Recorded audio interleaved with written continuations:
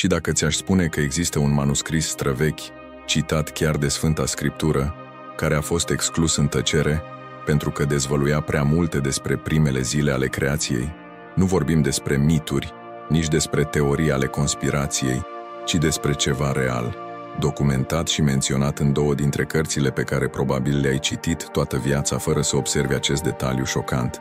Numele lui este Cartea lui Iasher, sau în ebraică, Sefer HaYashar, un text la fel de misterios pe cât este de controversat, ale cărui revelații pun sub semnul întrebării tot ce credeam că știm despre cele 7 zile ale creației, despre Adam, despre fiii căzuți din cer și despre scopul inițial al umanității.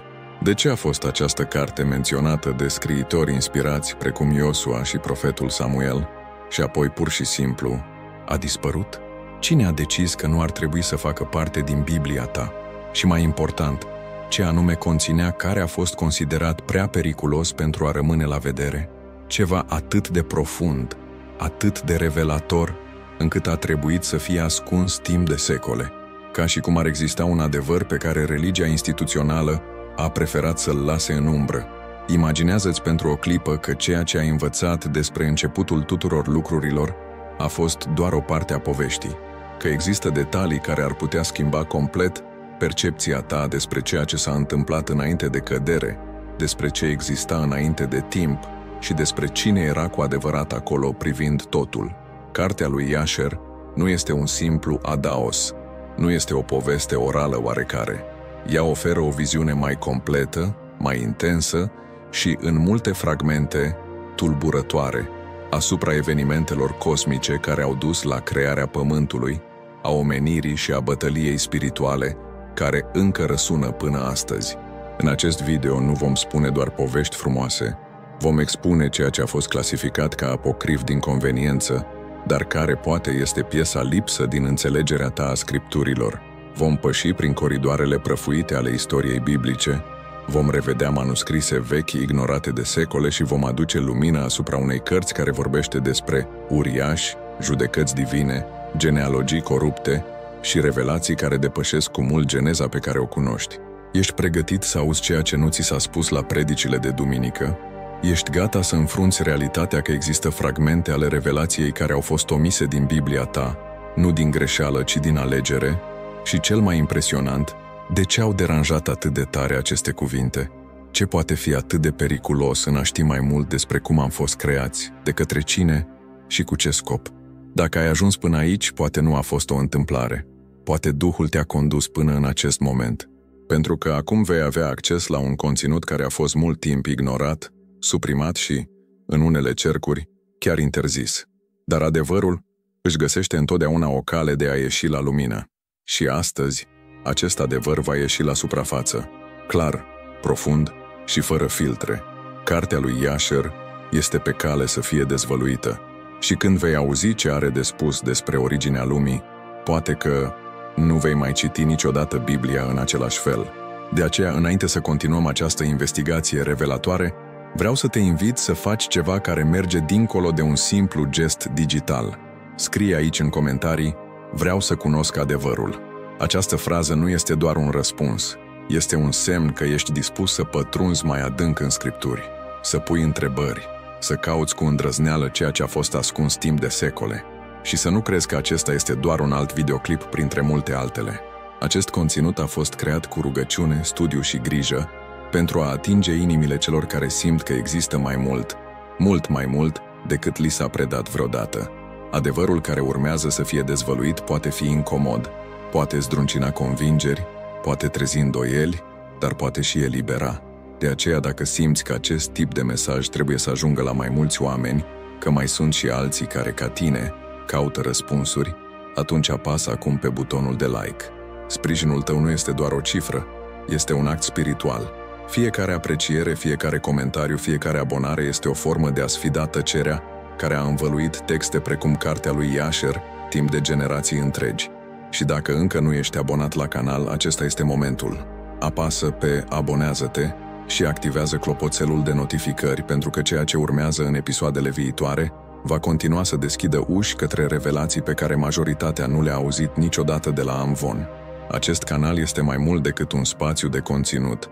Este un loc de căutare, de frământare spirituală, de descoperiri care unesc credința, istoria și adevărul. Nu parcurge acest drum singur. Fă parte dintr-o comunitate care nu se teme să întrebe și nici să asculte ceea ce puțini îndrăznesc să spună. Acum, respiră adânc, pentru că partea următoare te va duce direct în inima misterului. Ce anume spune cartea lui Jasher despre creație și de ce a fost considerat acest conținut prea periculos pentru ochii lumii? Hai să descoperim împreună. Cartea lui Jasher sau Sefer HaYashar, în ebraica originală, este unul dintre cele mai misterioase și, în același timp, cele mai ignorate texte din întreaga tradiție biblică. Și nu vorbim despre un text ezoteric apărut din neant, inventat în timpurile moderne de grupuri marginale sau de teoreticieni ai conspirației. Vorbim despre o lucrare menționată în mod deschis de 2 ori în Sfintele Scripturi, în contexte de mare importanță. Prima mențiune se găsește în Iosua 10:13, unde se spune: și soarele s-a oprit și luna a stat, până ce poporul s-a răzbunat pe vrăjmașii lui. Nu este aceasta scrisă în cartea lui Jasher?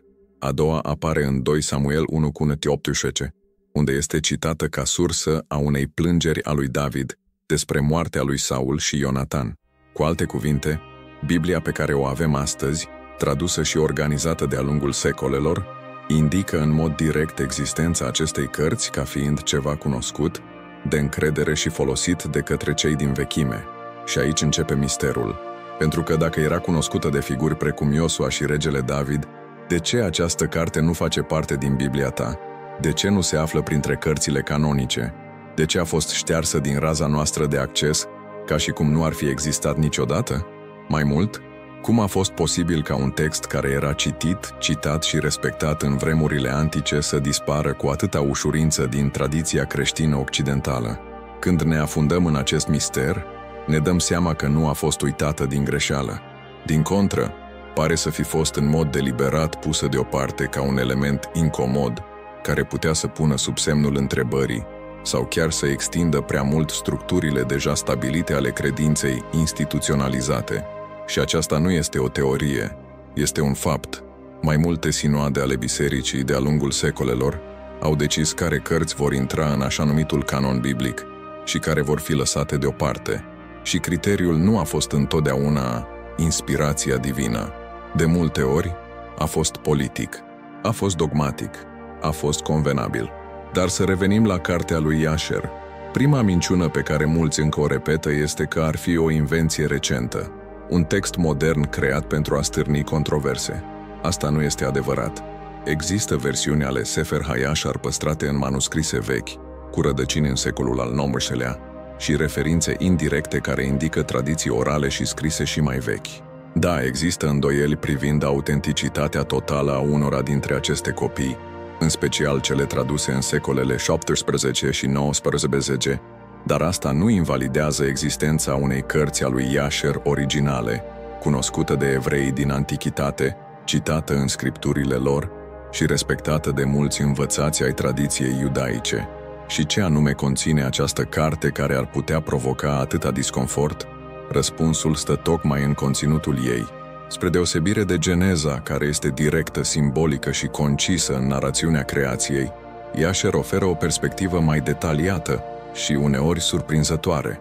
Prezintă dialoguri, contexte și evenimente care nu apar nicăieri în altă parte a Bibliei tradiționale. Vorbește, de exemplu, despre relația dintre Adam și fiii săi, cu o profunzime care sugerează ceva mai mult decât o simplă neascultare în Eden. Explică mișcările îngerești, războaie cerești, evenimente spirituale care implică descendenții lui Enoch și chiar interacțiuni între fiii oamenilor și fiii lui Dumnezeu, într-un mod care poate fi considerat mult prea revelator. Și aici apare un punct crucial. Acest tip de conținut, care extinde viziunea biblică dincolo de limitele genezei tradiționale, nu a fost binevenit pentru anumite curente ale religiei organizate de-a lungul istoriei. Până la urmă, un popor ținut în mister și lipsit de cunoaștere este mai ușor de controlat. Când restrângi credința doar la ceea ce a fost aprobat de sinoade istorice, creezi o narațiune, nu neapărat păstrezi adevărul. De aceea cartea lui Jasher deranjează. Nu doar că îndrăznește să umple golurile, ci ridică întrebări, iar întrebările au fost mereu periculoase pentru sistemele religioase care se bazează pe răspunsuri predefinite. Există, de exemplu, pasaje în Iașer care descriu formarea cerurilor și a pământului într-un mod mai detaliat, cu despărțirea ale apelor, mișcări cerești și chiar ordine îngerești care participă la actul creației, ceva ce se leagă, într-un mod tulburător, de cartea lui Enoch. Un alt text la fel de interzis. Începi să realizezi că poate a existat o rețea de cunoștințe spirituale și teologice mult mai vastă decât ceea ce ne-a fost lăsat. Și cel mai intrigant, chiar autorii canonici ai Bibliei păreau să știe despre asta. Citând Iașer ca sursă validă, întrebarea care rămâne este: dacă Dumnezeu a permis ca această carte să fie citată în Scripturi, cine suntem noi să o ignorăm? Și mai mult, de ce au făcut instituțiile atât efort pentru ca acest nume, acest manuscris, această revelație să fie uitate? Ce putea fi atât de periculos în a lăsa poporul lui Dumnezeu să aibă acces la o relatare mai completă a creației? Puțin știu că chiar și primii învățați creștini, precum Origen, Ieronim și alți părinți ai bisericii, cunoșteau existența unor texte, precum Iașer. Dar pe măsură ce credința creștină s-a instituționalizat și a devenit putere aliată imperiilor, ceea ce era mister a devenit cenzurat, ceea ce era spiritualitate profundă a devenit dogmă, ceea ce era revelație a devenit regulament. Și cărțile precum Iașer au fost lăsate deoparte, nu din lipsă de adevăr, ci din prea mult adevăr. Așadar, absența cărții lui Iașer din Biblia ta nu este un detaliu nesemnificativ. Este o alegere istorică făcută de oameni care au decis ce adevăruri poți sau nu poți accesa.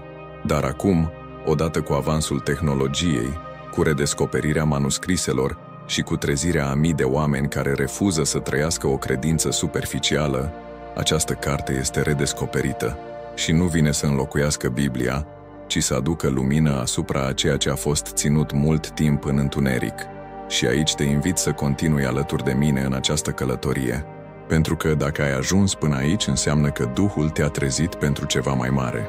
Iar acum, că știi că Iașer este citat în însăși Biblia și că acest conținut aduce elemente explozive despre creație și despre primele zile ale omenirii, pregătește-te, încă n-ai văzut nimic.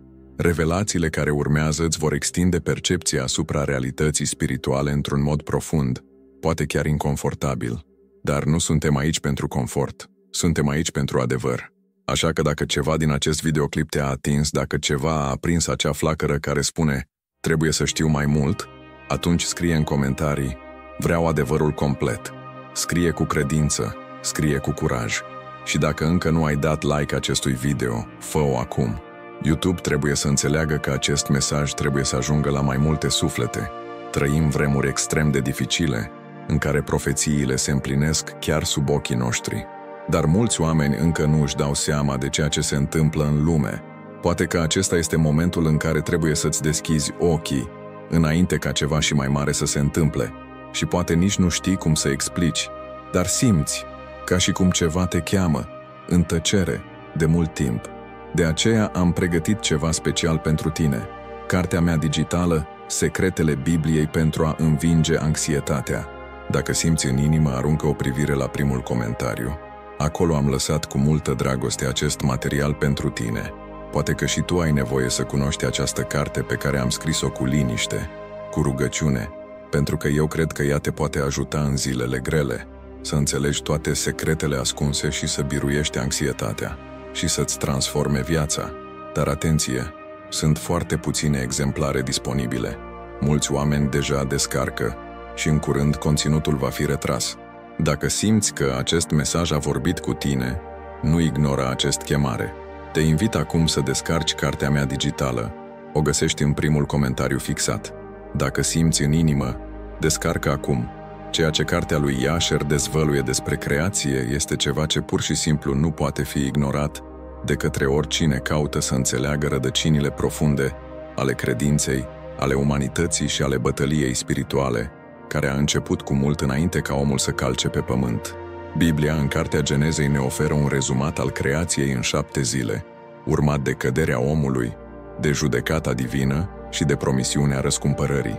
Este o relatare puternică, esențială, dar Iașer Iasher pare să ridice o cortină asupra a ceea ce se petrecea în culise, ca o lupă spirituală care evidențiază ceea ce e scris printre rândurile Scripturii.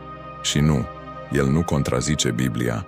Aceasta este una dintre marile minciuni răspândite pentru a discredita textul.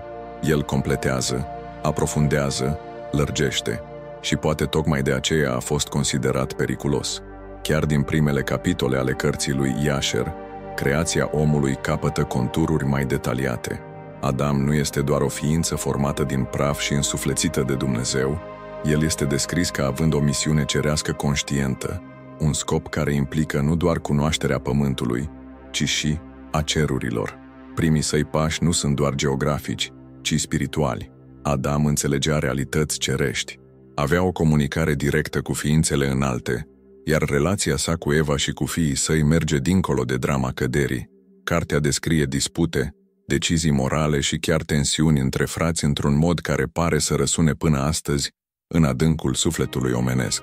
Iasher descrie, de exemplu, vorbele și atitudinile lui Cain și Abel într-o manieră mai umană și dramatică, subliniind influența forțelor spirituale în decizia lui Cain de a-și ucide fratele. Nu a fost doar gelozie sau invidie. Acolo, potrivit textului, a avut loc un conflict spiritual, o ruptură de echilibru între cer și pământ, care s-a manifestat în prima vărsare de sânge din istorie. Și acesta este doar începutul. Când fiii lui Adam încep să se răspândească pe pământ, Iasher descrie modul în care omenirea a fost împărțită între cei care urmau calea celui etern și cei care se corupeau prin practici interzise, alianțe impure și adorarea unor entități căzute. Și aici intrăm într-unul dintre cele mai controversate, dar totodată cele mai fascinante, fragmente ale cărții lui Iasher, relatările despre fiii lui Dumnezeu și fiicele oamenilor. Geneza 6 menționează scurt acest moment. În acele zile erau uriași pe pământ, când fiii lui Dumnezeu s-au împreunat cu fiicele oamenilor. Iasher însă dezvoltă. El descrie fiii lui Dumnezeu ca fiind ființe cerești care au privit frumusețea și fragilitatea umană cu dorință. Ei au coborât, au luat soții dintre oameni, iar din această unire s-au născut nefilimii, ființe hibride cu o putere supraomenească, dar cu inimi corupte. Acești uriași nu erau doar puternici, erau dominatori, însetați de putere și au introdus practici oculte, magie, ritualuri care au îndepărtat omenirea de sfințenia originară. Această parte a textului nu doar confirmă ceea ce mulți cercetători au bănuit întotdeauna, ci și explică de ce lumea a ajuns într-un punct atât de întunecat, încât a fost nevoie de potop ca o resetare. Corupția liniei umane era mai mult decât morală, era genetică, spirituală, structurală. Și aceasta este o realitate pe care Iasher o subliniază într-un mod înfricoșător. Amestecul raselor cerești cu descendenții lui Adam a creat o generație deformată, nu doar fizic, ci spiritual incompatibilă cu planul originar al lui Dumnezeu. Acesta este motivul pentru care, de exemplu, doar Noe și familia sa au fost considerați neprihăniți în neamul lor. Potrivit textului, ei erau ultimii care păstrau o linie necontaminată, ultimii care mențineau poruncile și sfințenia pe care Adam o primise. Și din nou, cartea lui Iasher nu neagă Biblia. Ea doar oferă un ton mai specific, mai ilustrativ și pentru unii mai tulburător. Nu înlocuiește Geneza, ci îi dezvăluie culisele. Asta, desigur, a deranjat mulți lideri religioși de-a lungul istoriei.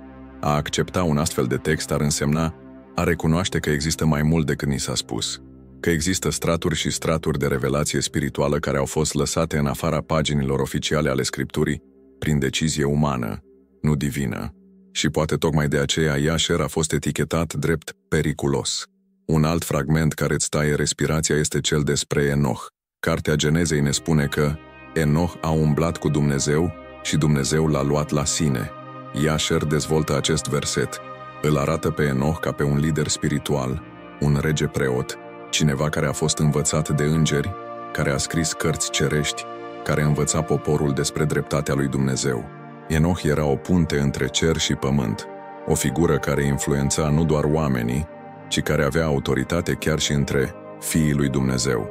Textul sugerează că el a fost luat la ceruri nu doar pentru sfințenia sa personală, ci pentru că își împlinise o misiune profetică într-o vreme de mare decădere spirituală. Și atunci când observăm dezvoltarea omenirii în cartea lui Yasher, vedem o luptă constantă între două linii. Linia celor drepți, care păstrau învățăturile lui Adam, ale lui Enoch, ale lui Noe, și linia celor corupți, care se lăsaseră seduși de fiii căzuți ai cerului. Este un război spiritual care începe în creație și continuă până astăzi, sub alte forme. O bătălie între lumină și întuneric, între adevăr și manipulare, între revelație și cenzură. Toate acestea sunt acolo, printre rândurile textului, și nu e de mirare că această carte a fost eliminată din versiunile moderne ale Bibliei. Ea nu se potrivește în ramele sigure ale teologiei sistematice. Ea incomodează, ea zguduie, ea obligă cititorul să gândească, să reflecteze, să caute dincolo de suprafață. Imaginează-ți acum, pentru o clipă, dacă de la început am fi avut acces la această versiune mai bogată, mai dură și mai spirituală a evenimentelor creației. Câte întrebări care astăzi rămân în aer ar fi avut deja răspuns? Câte erezii ar fi putut fi evitate? Câte suflete s-ar fi trezit la realitatea că Biblia nu este o simplă narațiune, ci un mister, o revelație progresivă, iar Yasher ar putea fi o piesă cheie din acest puzzle?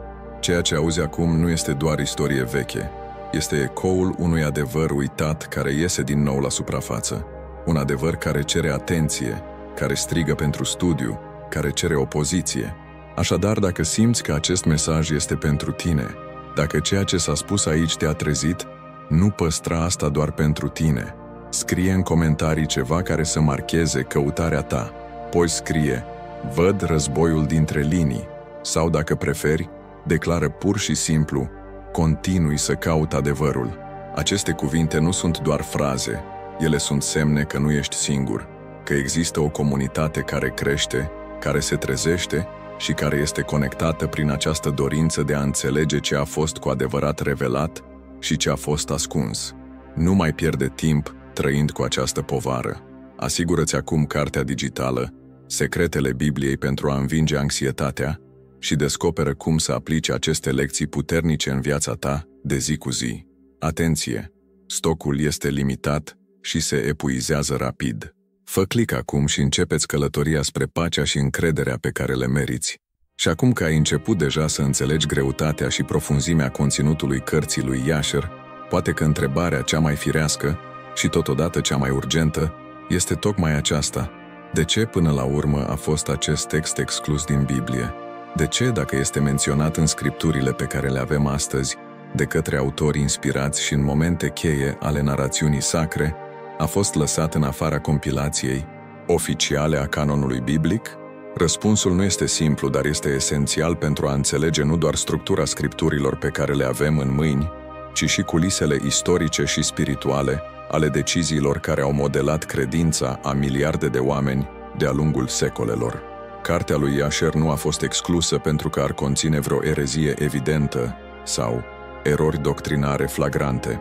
Asta este o idee repetată adesea din lipsă de studiu sau pentru că s-au auzit versiuni distorsionate ale istoriei.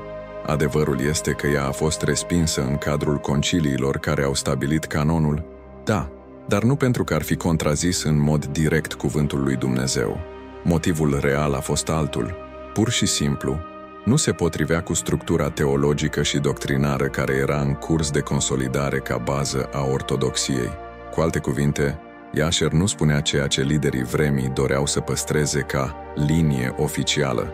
Era prea diferită, prea liberă, prea profundă. Și asta, pentru un sistem religios aflat în formare, era periculos. În primele secole ale creștinismului a existat o nevoie intensă de organizare, standardizare și centralizare a învățăturilor, doctrinelor și textelor care urmau să stea la baza credinței. Această standardizare nu s-a întâmplat peste noapte. Au fost nenumărate dezbateri, divergențe și, da, conflicte de putere. Ceea ce astăzi numim Biblie a fost modelat în timp de mâini omenești, în adunări de lideri care trebuiau să decidă ce va fi considerat inspirat și ce va fi etichetat drept apocrif, eretic sau pur și simplu neimportant. Problema este că, în multe cazuri, aceste criterii nu au fost doar spirituale. A existat influență politică, ideologică și chiar interese imperiale în luarea acestor decizii. Iar cartea lui Yasher cu conținutul ei dens cu descrierile fiilor lui Dumnezeu, ale uriașilor, ale liniilor spirituale, ale războaielor cerești, ale corupției genetice care a condus la potop, cu adevărurile uitate despre Enoch, Adam, Noe și chiar cu detalii care păreau să atingă structuri invizibile ale creației, era prea complexă, prea mistică, prea provocatoare. Oferă o viziune asupra realității care depășea narațiunea morală simplificată, pe care conducătorii ecleziastici doreau să o ofere oamenilor de rând. Și din acest motiv a fost lăsată deoparte, nu pentru că Dumnezeu a respins-o, ci pentru că oamenii au considerat-o incomodă. Un alt argument folosit pentru a-i justifica excluderea era lipsa manuscriselor originale recunoscute și canonice. Și, într-adevăr, cartea lui Jasher, pe care o avem astăzi, nu este o versiune care poate fi trasată direct până în vremea lui Iosua sau a lui Samuel, dar aceeași problemă se aplică și altor cărți care sunt în Biblie. De exemplu, nu toate manuscrisele Genezei, Exodului sau chiar ale Evangheliilor au o linie de transmitere perfectă până la autografele originale și totuși, ele sunt acceptate. De ce? Pentru că au fost considerate utile, coerente cu doctrina oficială și mai ales aliniate cu narațiunea dominantă a credinței. În cazul lui Jasher, povestea a fost diferită.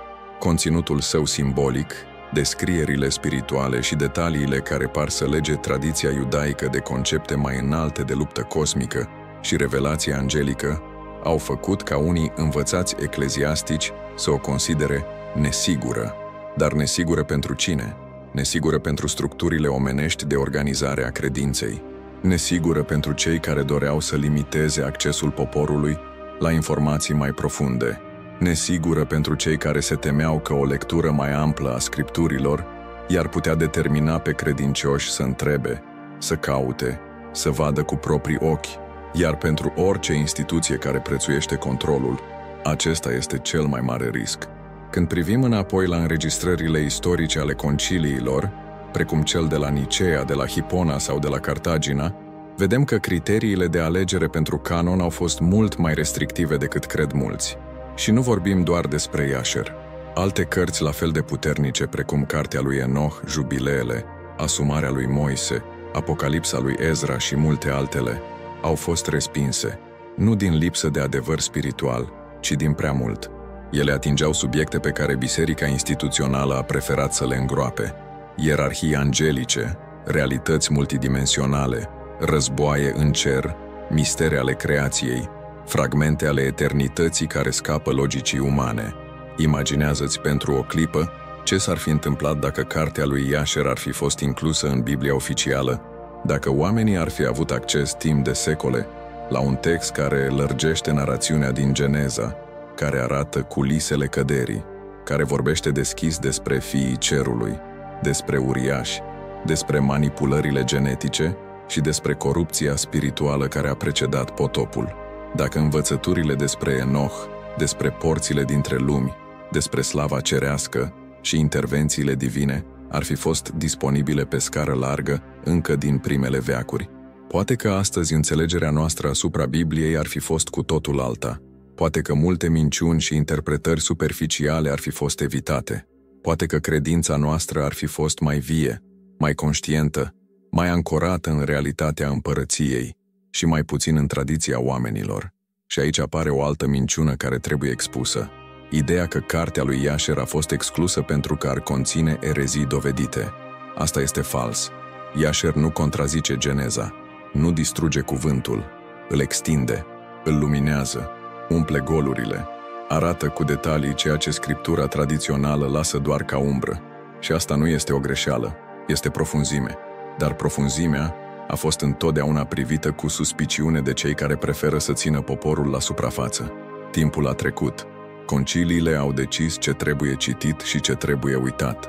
Cartea lui Jasher a fost clasificată ca apocrifă. Exemplarele ei au fost ascunse prin biblioteci întunecate, date uitării, ascunse în spatele fricii și ignoranței. Dar acum, secole mai târziu, ea reapare. Reapare în mâinile celor flămânzi după adevăr, în inimile trezite de Duhul, în mințile care nu se mulțumesc cu răspunsuri de suprafață. Yasher iese din nou la lumină pentru că Dumnezeu nu a permis niciodată ca adevărul să fie îngropat pentru totdeauna. Și poate, doar poate, acest moment în care auzi aceste cuvinte face parte din timpul potrivit, timpul în care Duhul Sfânt începe să descopere din nou ceea ce a fost ascuns. Ești aici, ascultând asta nu din întâmplare. Există ceva în tine care recunoaște această chemare. Și chiar dacă mai ai îndoieli, ele sunt binevenite. Îndoiala sinceră este începutul oricărei revelații adevărate și de aceea vreau să te invit acum să faci parte din această mișcare. Dacă ceea ce ai auzit până acum ți-a atins inima, dacă simți că trebuie să continui, că vrei mai mult, atunci scrie aici în comentarii: vreau să văd ce mi-au ascuns. Sau dacă preferi ceva mai direct, respind ignoranța spirituală. Scrie cu convingere: aceste cuvinte sunt semințele unei călătorii fără întoarcere. Nu mai pierde timp trăind cu această povară. Asigură-ți acum cartea digitală, Secretele Bibliei pentru a învinge anxietatea, și descoperă cum să aplici aceste lecții puternice în viața ta de zi cu zi. Atenție! Stocul este limitat și se epuizează rapid. Fă click acum și începeți călătoria spre pacea și încrederea pe care le meriți. Și când începem să observăm tiparul excluderii, tăcerea construită cu grijă de-a lungul secolelor în jurul cărții lui Yasher, realizăm că ea nu este singura în această izolare deliberată. Yasher este doar o piesă dintr-un puzzle mult mai mare, o rețea de texte vechi care, în diferite momente ale istoriei, au fost considerate prea periculoase, prea stranii, prea mistice, pentru a face parte din ceea ce a fost numit Scriptură Sfântă. Dar iată adevărul: aceste texte interzise, uitate sau ignorate, au un lucru în comun care le leagă între ele. Toate ating teme adânci, puternice și spirituale care confruntă structurile umane ale puterii religioase. Toate vorbesc despre ființe cerești, evenimente supranaturale, secrete ale creației, linii divine, îngeri căzuți, judecăți cosmice și realități care depășesc capacitatea de înțelegere a rațiunii omenești. Și toate, fără excepție, au fost excluse din același motiv: dezvăluie prea mult. Cartea lui Enoch este poate cea mai emblematică dintre ele. Menționată direct în Noul Testament, în epistola lui Iuda, ea descrie în detaliu căderea îngerilor veghetori, Watchers, care s-au răzvrătit împotriva lui Dumnezeu și au coborât pe pământ și au luat soții din rândul oamenilor, au transmis cunoștințe interzise umanității și au dat naștere nefilimilor. Enoch nu doar descrie aceste evenimente cu o precizie profetică, ci și dezvăluie numele acestor îngeri, funcțiile lor, pedepsele lor și poruncile directe pe care Dumnezeu le-a dat lui Mihail, Rafael și Gabriel pentru a-i înlănțui. Este o carte care leagă cerul, pământul și abisul într-o narațiune ce transformă complet modul în care înțelegem originea răului, motivul potopului și lupta spirituală care continuă și astăzi. Și cu toate acestea, a fost lăsată în afara canonului. Nu pentru că ar fi fost falsă, ci pentru că era prea multă pentru a fi controlată, prea multă pentru a fi digerată, prea multă pentru a fi pusă în mâinile oamenilor de rând. Avem apoi Cartea Jubileelor, o reinterpretare detaliată a Genezei și Exodului, plină de date, cicluri și referințe temporale, ce dezvăluie planul lui Dumnezeu cu o precizie matematică. Jubileele vorbește despre rolul îngerilor în actul creației, despre împărțirea spirituală a popoarelor, despre alianțe cerești încheiate chiar înainte ca Moise să primească cele 10 porunci. Este un text care pune cititorul în fața unei linii temporale cerești și ne arată că tot ce a făcut Dumnezeu face parte dintr-un plan organizat, secvențial, profetic. Dar, din nou, a fost exclus. De ce? Pentru că detaliile pe care le aduce sunt prea periculoase pentru cei care vor să mențină o narațiune superficială, simbolică, ușor adaptabilă intereselor politice religioase dominante.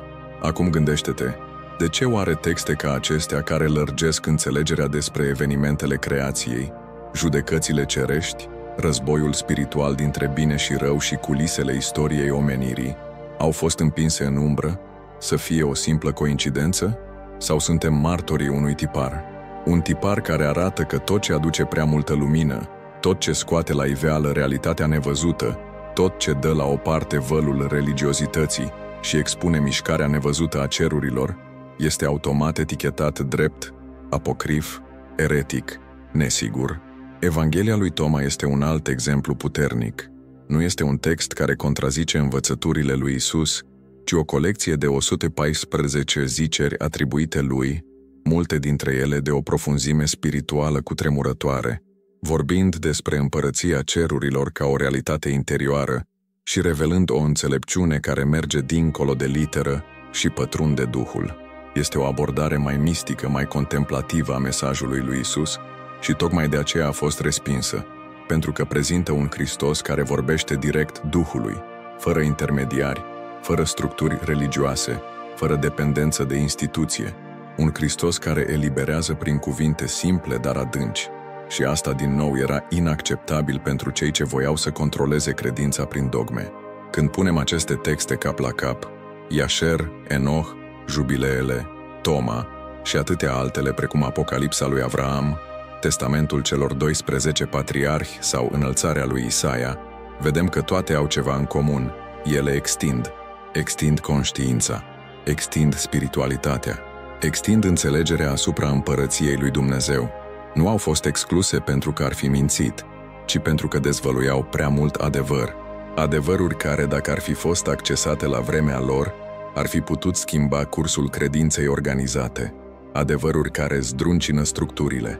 Adevăruri care te cheamă să cauți, să cercetezi, să studiezi, să te rogi, să discerni singur, fără să depinzi de vocea altora pentru a auzi vocea lui Dumnezeu. Și asta nu înseamnă că aceste cărți trebuie citite ca o continuare directă a Bibliei.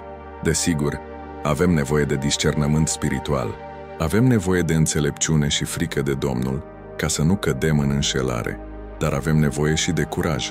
Curajul de a ieși din suprafață. Curajul de a pune întrebări. Curajul de a privi dincolo de ramă și de a vedea tabloul complet.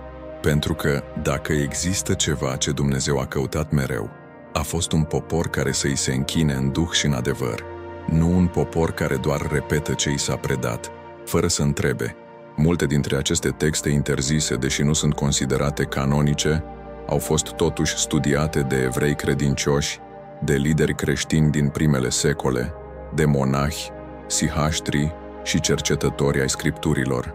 Nu erau privite automat ca erezie, ci ca scrieri spiritual relevante, care ofereau context, culoare și profunzime narațiunii biblice. Atunci de ce nu le putem considera măcar cu reverență și analiză, așa cum ne îndeamnă chiar Scriptura în 1 Tesaloniceni 5:21? Cercetați toate lucrurile și păstrați ce este bun. Nu e întâmplător că auzi asta acum. Dumnezeu trezește inimi către ceva mai mare.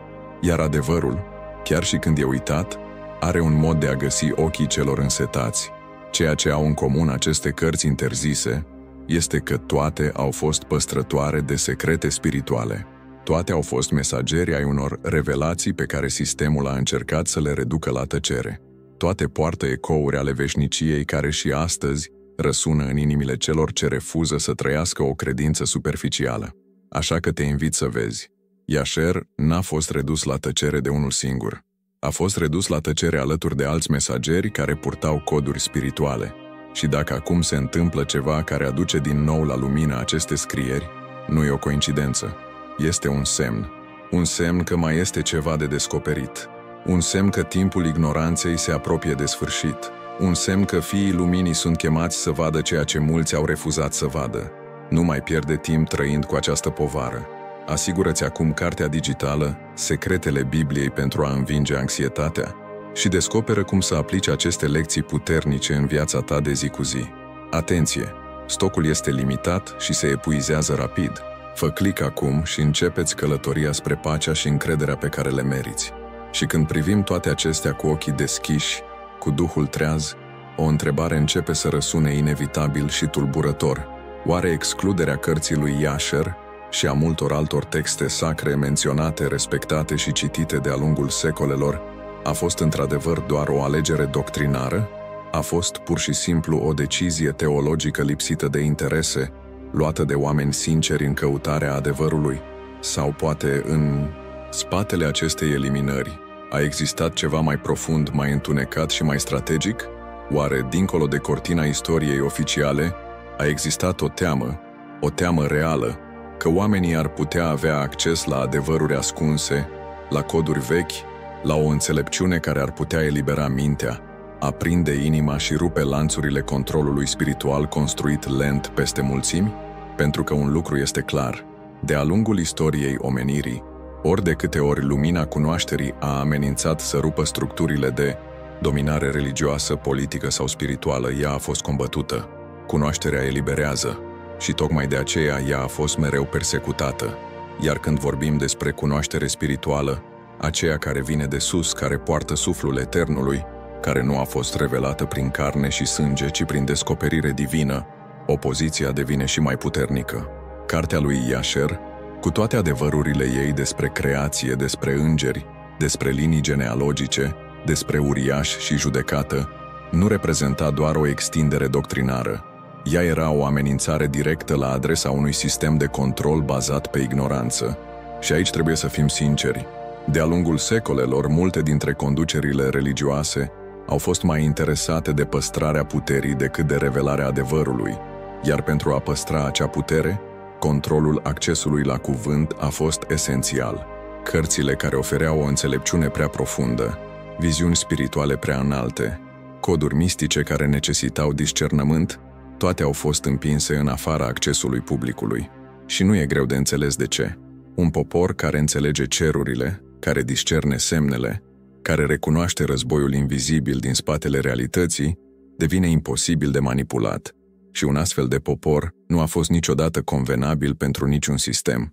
Cartea lui Jasher vorbește deschis despre înțelepciunea care a coborât din ceruri. Descrie cum îngerii au transmis cunoașterea oamenilor, cum anumite adevăruri spirituale au fost încredințate profeților și patriarhilor, cum existau instrucțiuni despre timp, despre ceruri, despre cicluri divine. Această înțelepciune, în multe cazuri, a fost coruptă de îngerii căzuți, dar înainte de a fi coruptă, ea era pură, sfântă, revelatoare. Jasher arată cum Adam, Enoch, Noe și alți patriarhi au primit îndrumare directă din cer, cum au păstrat aceste învățături cu teamă și le-au transmis cu grijă.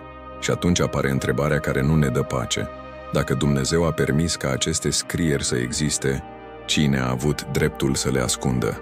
Cine și-a dat sieși puterea de a spune ce cărți pot fi citite și ce cărți nu? Cine s-a poziționat deasupra înțelepciunii cerești pentru a decide ce trebuie sau nu inclus în scriptura accesibilă poporului?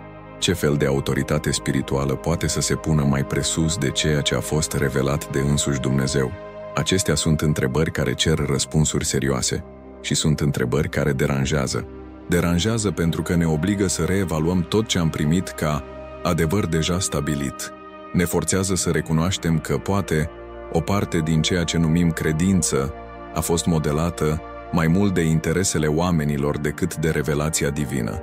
Și aici tensiunea dintre cunoaștere și control se arată în toată forța ei. Nu vorbim doar despre o carte veche, ci despre accesul la adevăr, despre dreptul de a cunoaște planul lui Dumnezeu în totalitatea lui, despre libertatea spirituală care vine doar când încetăm să depindem de o versiune instituțională a credinței și începem să căutăm singuri, cu Biblia într-o mână, rugăciunea în cealaltă și Duhul Sfânt ca ghid al nostru. Cartea lui Jasher nu era doar informativă, era transformatoare și poate tocmai de aceea a fost considerată periculoasă, pentru că îl invita pe cititor să gândească, să întrebe, să compare, să privească scripturile cu mai multă atenție, să observe conexiuni ascunse la vedere. Ea rupe tiparul lecturii pasive și cheamă la o lectură activă, conștientă, spirituală, și asta este o amenințare directă pentru orice sistem care se bazează pe credința oarbă și frică pentru a supraviețui. Vorbind despre înțelepciunea care a coborât din cer, Jasher nu doar onorează tradiția revelației, ci reamintește un adevăr uitat, că Dumnezeu a vorbit întotdeauna cu oamenii, că El a căutat mereu o relație directă, că cunoașterea nu a fost făcută pentru a fi monopolizată, ci împărtășită. Și acesta este cel mai profund mesaj al acestei cărți, să amintească poporului că revelația este vie, că cuvântul nu e închis între coperți de piele, ci se mișcă în duhul celui care caută cu sinceritate, că cerurile încă vorbesc, dar pentru a le auzi, trebuie să ne eliberăm de lanțurile tradiției oarbe. Poți înțelege acum cât de actuală este această carte? cât de tare strigă către o generație obosită de doctrină fără viață, de mesaje goale, de repetiții fără ungere. Un nou val se ridică. Dumnezeu reaprinde foamea pentru cunoașterea spirituală autentică și El cheamă oameni simpli, trezește inimi adormite și suflă din nou Duhul revelației care odinioară a aprins profeți, regi și apostoli. Același Duh care l-a mișcat pe Enoch, care l-a călăuzit pe Moise, care i-a vorbit lui Daniel, cheamă din nou. Spune, întoarce-te la origine, caută adânc, nu te mulțumi cu ce ți s-a dat, mergi mai departe. Și în acest context, cartea lui Iasher devine un semn, o aducere aminte că încă mai sunt lucruri ascunse, că povestea creației nu a fost încă spusă în întregime, că detalii au fost lăsate deoparte, că există o înțelepciune care trebuie restaurată și totul este disponibil, dar doar pentru cei care îndrăznesc să caute, doar pentru cei care refuză să trăiască o credință modelată de frică și manipulare, doar pentru cei care aleg libertatea, chiar dacă asta înseamnă disconfortul de a părăsi sistemul. De aceea vreau să-ți fac acum o invitație directă. Dacă simți în duhul tău că acest apel este pentru tine, că această căutare nu este doar intelectuală, ci spirituală, scrie în comentarii, aleg cunoașterea spirituală. Sau dacă simți că această luptă dintre lumină și control e acum mai clară, scrie, văd conflictul dintre adevăr și putere. Aceste fraze sunt mai mult decât comentarii, sunt declarații, sunt semne că poporul lui Dumnezeu se trezește, se ridică, se întoarce la rădăcini, nu ale religiei, ci ale revelației. Nu mai pierde timp trăind cu această povară. Asigură-ți acum cartea digitală, Secretele Bibliei pentru a învinge anxietatea, și descoperă cum să aplici aceste lecții puternice în viața ta de zi cu zi. Atenție! Stocul este limitat și se epuizează rapid. Fă click acum și începeți călătoria spre pacea și încrederea pe care le meriți. Ce schimbă toate acestea în credința noastră? Poate că aceasta este cea mai importantă întrebare pe care o putem pune după tot ce am auzit până acum, pentru că atunci când vorbim despre cartea lui Iasher, despre texte apocrife, despre revelații uitate și adevăruri îngropate timp de secole, suntem inevitabil confruntați cu ceva foarte personal și profund, felul în care credem, ceea ce am fost învățați să credem încă din copilărie, doctrinile care ne-au format, cuvintele pe care le-am auzit de la învoane, de la profesori, de la lideri spirituali. Dar iată un adevăr simplu, adesea ignorat. A cunoaște mai mult nu slăbește credința, a ignorata. Să cunoști o carte precum Iasher, să o studiezi, să o confrunți, să o analizezi, să o discerni spiritual, nu înseamnă să negi Biblia. Dimpotrivă, înseamnă să o onorezi, să te adâncești în ea, să cauți printre rânduri ceea ce a fost lăsat pentru cei vigilenți, pentru cei atenți, pentru cei care nu se mulțumesc cu superficialul. Pentru că Iasher nu contrazice cuvântul, el se aliniază, îl completează, îl colorează cu detalii, îl extinde ca o lentilă care ne permite să vedem ceea ce era înainte încețoșat. Și asta schimbă totul. Ne schimbă percepția asupra planului lui Dumnezeu. Ne schimbă modul în care înțelegem creația. Ne schimbă felul în care privim potopul, îngerii căzuți, bătăliile spirituale care au modelat istoria omenirii. Ne schimbă înțelegerea despre rolul lui Enoch, al lui Adam, al lui Noe și chiar al lui Avram și al patriarhilor.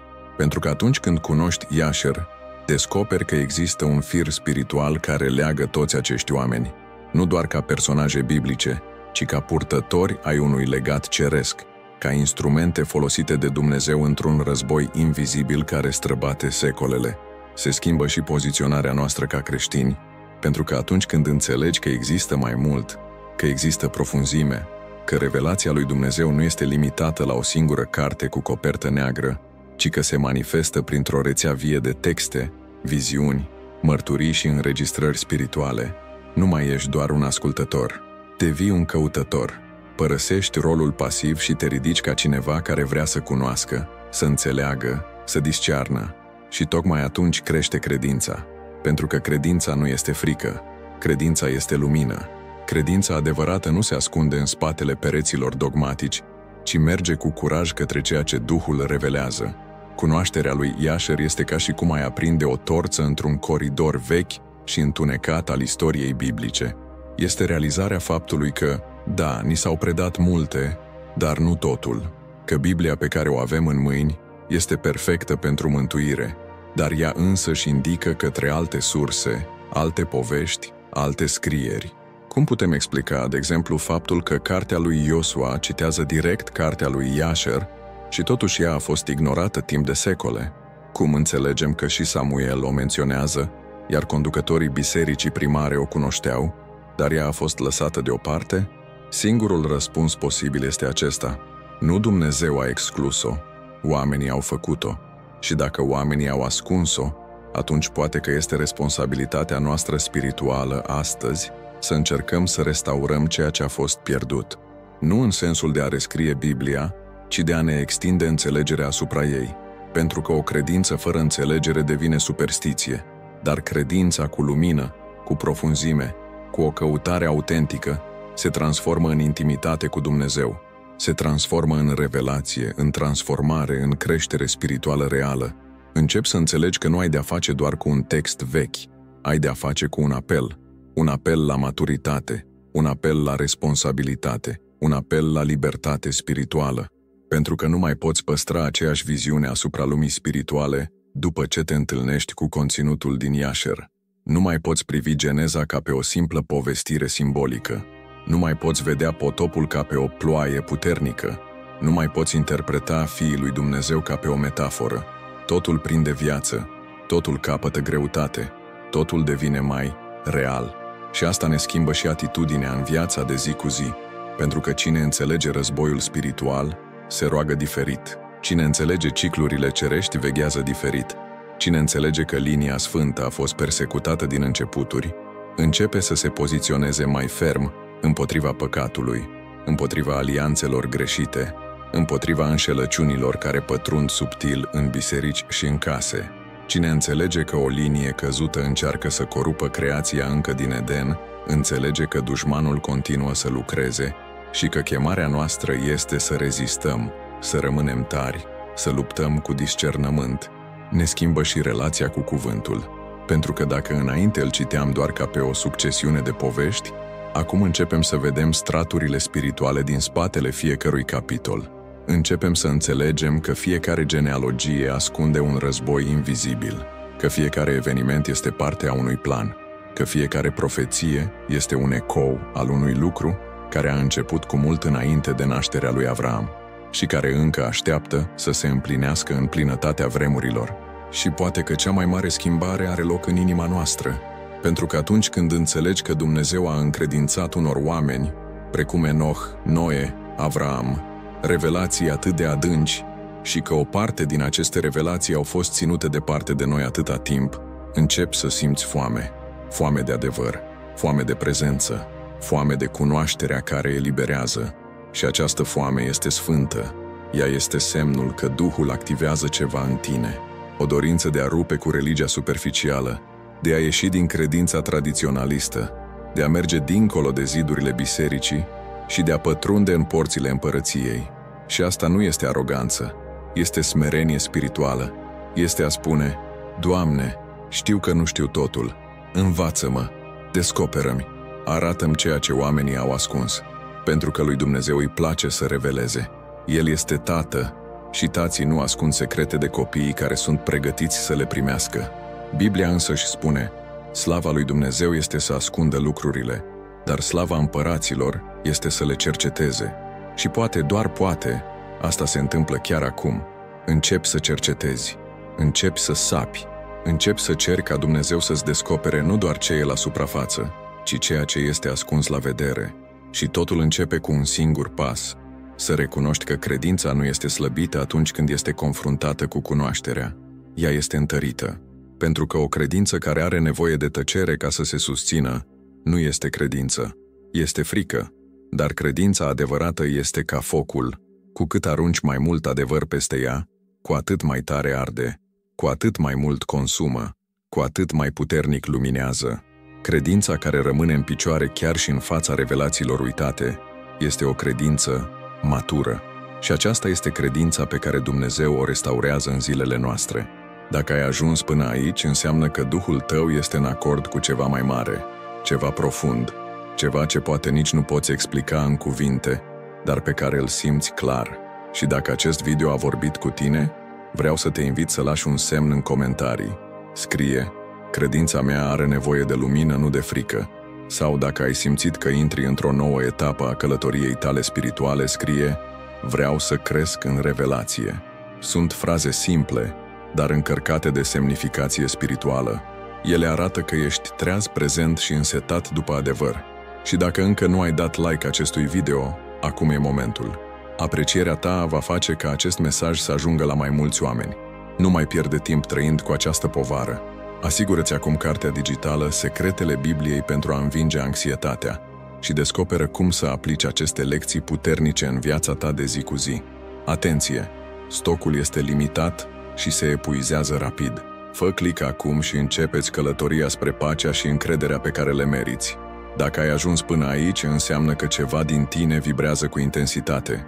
O neliniște care nu a venit întâmplător. O trezire care nu mai poate fi ignorată. Pentru că atunci când ne deschidem să vedem dincolo de suprafață, când îndrăznim să privim spre ceea ce a fost ascuns cu atâta grijă timp de secole, ceva se schimbă, ceva se rupe, ceva se activează. Credința încetează să mai fie statică. Căutarea nu mai este superficială. Mintea și Duhul încep să funcționeze la un alt nivel. Și la acest nou nivel, tot ceea ce înainte părea suficient, nu mai hrănește. Și exact în acest moment, înțelegi că a cunoaște cartea lui Yasher, că a asculta aceste cuvinte nu a fost un eveniment obișnuit. A fost o chemare. Nu o chemare de a-ți abandona credința, ci de a o adânci. Nu o chemare de a te îndoi de Biblie, ci de a o iubi mai conștient, de a o citi cu ochi care văd dincolo de litere, care percep straturile ascunse din spatele cuvintelor. Pentru că acum, după tot ce ai auzit, știi că istoria este mai mare, că creația are mai multe detalii, că îngerii nu sunt doar figuri decorative, ci agenți activi într-un conflict milenar, că potopul a fost mai mult decât o judecată, a fost o curățare a unei corupții genetice și spirituale care a început cu fiii lui Dumnezeu, că linia căzută, nefilimii, portalurile spirituale, decretele cerești, toate acestea nu sunt ficțiune, ci parte din ceea ce a fost tăcut intenționat. Și asta te pune în fața unei alegeri: să continui ca și cum nimic nu s-a întâmplat, sau să accepți că Duhul te-a condus până aici pentru că ești pregătit pentru pasul următor. Și acest pas următor nu este ușor. El cere curaj, cere vigilență spirituală, cere discernământ, pentru că odată ce începi să vezi, nu mai poți dezvedea. Odată ce simți, nu mai poți da înapoi. Este ca și cum ochii ți-au fost deschiși și începi să vezi că războiul spiritual nu s-a oprit niciodată. El este în desfășurare, în ceruri, pe pământ, în structuri, în inimi. Și acum tu ești pe câmpul de luptă. Așa că oprește-te o clipă și reflectează. Ce-ți spune Dumnezeu? Ce se mișcă în lăuntrul tău în timp ce citești aceste cuvinte? Simți? Percepi? Asta nu este doar o altă informație. Este o activare spirituală. Este ca și cum Eternul îți spune: fiule, fiică, a venit timpul să crești. A venit timpul să te ridici. A venit timpul să sapi după tainele străvechi, pentru că ele nu au fost îngropate pentru totdeauna. Au fost păstrate pentru un timp ca acesta. Și dacă inima ta arde, dacă ceva din tine spune: trebuie să continui, vreau să aflu mai mult, vreau să pătrund mai adânc, atunci aceasta este confirmarea ta. Ești pe cale. Ești printre cei care nu se mulțumesc cu răspunsuri ușoare. Ești printre cei pe care Dumnezeu îi trezește pentru a aduce lumină în întunericul înșelăciunii religioase, al manipulării, al limitării. Pentru că adevărata credință nu este frică. Adevărata credință este îndrăzneală, este sete, este dragoste pentru adevăr, chiar dacă el ne demontează convingerile. Și dacă acesta este cazul tău, atunci vreau să-ți cer acum să lași un semn clar, puternic, spiritual. Scrie acum în comentarii: vreau să cunosc adevărul complet. Scrie cu convingere, scrie cu credință, scrie ca un războinic care și-a găsit misiunea. Această frază va fi marcajul tău, va fi steagul tău în această armată invizibilă de căutători care se ridică pretutindeni. Și dacă vrei să declari și mai puternic, poți scrie și: nu mai accept să trăiesc în ignoranță spirituală. Aceste cuvinte nu sunt doar text. Ele sunt o sămânță pe care o plantezi astăzi și care va înflori în revelație. Și nu te opri aici. Această călătorie abia începe. Mai sunt multe de descoperit. Ceea ce am spus până acum despre cartea lui Jasher este doar introducerea unui univers spiritual care a fost ascuns deliberat, dar care este restaurat pentru această generație. Și următoarea cheie este foarte aproape. De aceea, în următorul videoclip, vom descoperi legătura dintre cartea lui Enoch și căderea îngerilor. Iar când vei înțelege cum se împletesc aceste povești, când vei vedea ce a fost martor Enoch cu ochii lui, s-ar putea să nu mai citești niciodată Biblia la fel. Pregătește-te! Ceva mai mare se apropie. Și dacă încă nu ești abonat la canal, aceasta este ocazia ta să te aliniezi cu această mișcare. Apasă acum pe butonul de abonare și activează clopoțelul de notificări, pentru că această serie de videoclipuri este construită cu grijă, cu studiu, cu rugăciune, pentru a deschide ochii și a întări pe fiii luminii. Și dacă încă nu ai apreciat acest videoclip, like-ul tău contează enorm. El trimite un mesaj sistemului. Adevărul acesta trebuie auzit. Distribuie-l și cu cineva despre care știi că e însetat după răspunsuri. Poate chiar tu vei fi instrumentul pe care Dumnezeu îl va folosi pentru a trezi o altă inimă. Dacă ai ajuns până aici, înseamnă că acest mesaj a vorbit profund cu tine. Și asta deja te pune printre puținii care nu doar ascultă, ci simt, discern și doresc mai mult. Așa că acum este momentul perfect să te abonezi la canal, dacă încă nu ai făcut-o. Apasă pe butonul roșu de abonare și activează clopoțelul, pentru că urmează mult mai multe revelații și vreau să faci parte din tot acest parcurs. Și pentru că ai rămas până la final, vreau să scrii aici jos în comentarii: am rămas până la capăt pentru că vreau tot adevărul. Scrie asta chiar acum. Va fi semnul tău de angajament față de căutare, de trezire, de credința vie. Profită și de ocazie și apasă pe like, pentru că dacă acest conținut te-a atins, poate atinge și multe alte suflete, iar fiecare apreciere ajută ca acest adevăr să ajungă și mai departe. Și pentru tine, cel care vrei să continui această călătorie spirituală, următorul videoclip deja apare aici, în partea stângă a ecranului tău.